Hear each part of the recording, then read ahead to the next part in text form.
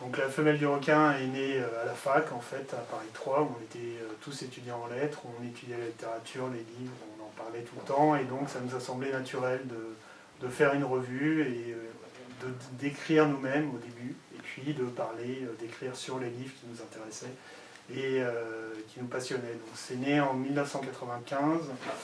Je sais qu'on a pris la décision vraiment de le faire au mois d'août. On était sur une plage à Dakar avec Jean-Luc Bertini, le photographe qui est toujours dans la revue. Et là on s'est dit, voilà, à la rentrée, on fait la revue. Et donc elle est née en 95 à ce moment-là. Au départ c'était très très modeste parce qu'on photocopiait la revue la nuit dans un laboratoire du CNRS. Enfin, on payait au prix coûtant les photocopies, mais c'est pas tout à fait officiel. Donc c'était très artisanal. Et puis petit à petit, ça nous a semblé naturel de parler des écrivains qu'on aimait. On était baignés aussi dans l'histoire de la littérature avec le surréalisme, des groupes comme Le Grand Jeu. Et donc faire une revue, c'était vraiment naturel. Et puis on s'est dit qu'il fallait qu'on écrive aussi sur les écrivains qu'on aimait. Et on s'est petit à petit, assez rapidement, on a écrit des articles sur Claude Simon, François Bon, on leur a consacré des dossiers. Et puis l'idée de l'entretien est venue comme ça et on s'est lancé en 99 au moment du numéro 13. Donc ça veut dire qu'il n'y avait pas une périodicité très, très, très importante, mais voilà, on s'est dit il faut qu'on fasse des entretiens. Et donc le premier, ça a été Jacques Serena, qu'on est allé voir chez lui, à Oyoul, je crois, à côté de Toulon.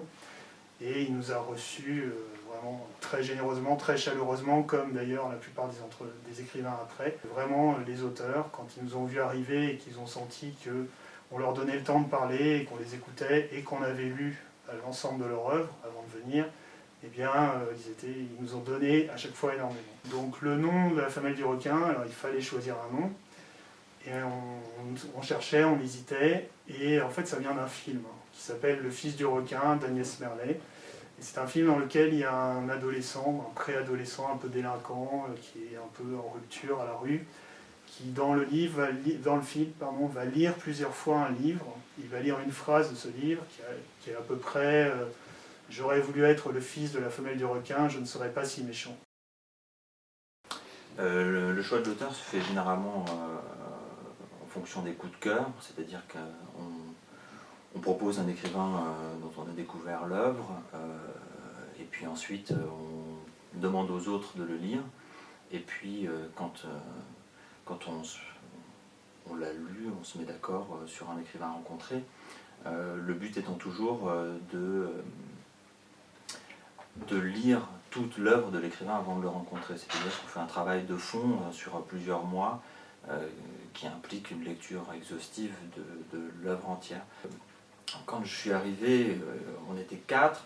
Auparavant, ils ont été de 2 à 6 et aujourd'hui, je crois qu'on est 7. 7 en comprenant Jean-Luc Bertini, le photographe. Et quand on se déplace, on se déplace généralement au minimum 3 et au maximum 7 devant un écrivain. C'est-à-dire que là vraiment il faut imaginer l'écrivain face à 6-7 personnes qui ont lu l'œuvre entière, qui la connaissent, qui ont parfois pris des notes et qui posent des questions extrêmement précises, parfois même sur des livres un peu oubliés des écrivains eux-mêmes. Et ce qui fait tout le sel d'ailleurs des entretiens, c'est-à-dire que parfois les écrivains eux-mêmes doivent réfléchir à une œuvre qu'ils avaient presque oubliée. On en publie 2 à 3 par an en fonction du temps qu'on a aussi pour préparer puisqu'on est une association, on n'en vit absolument pas, donc on fait ça uniquement par passion, mais avec le temps qu'on a. Et donc on n'a parfois pas le temps de sortir autant de numéros qu'on voudrait. C'est généralement 2 sur par an. Une question.